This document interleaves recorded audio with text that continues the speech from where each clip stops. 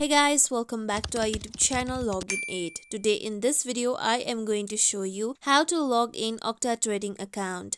Octa Trading helps to create, manage and keep track of trading. To log in Octa Trading account, first open your Octa application on your mobile phone. Now, if you have created your account with Google, tap on Google. If you have created with Facebook, tap on Facebook. If you have created with email, tap on email. As I have created my account with Google, I am going on with Google.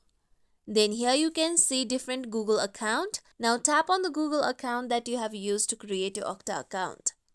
After doing so, you'll be directly guided to your accounts. Now here you can see my account. This is how we can log in Octa Trading account. This is it for tutorial everyone. Hope this tutorial was helpful to you all. If you liked today's tutorial, make sure you like, share, subscribe to our YouTube channel for more tutorials like this. Thank you for watching.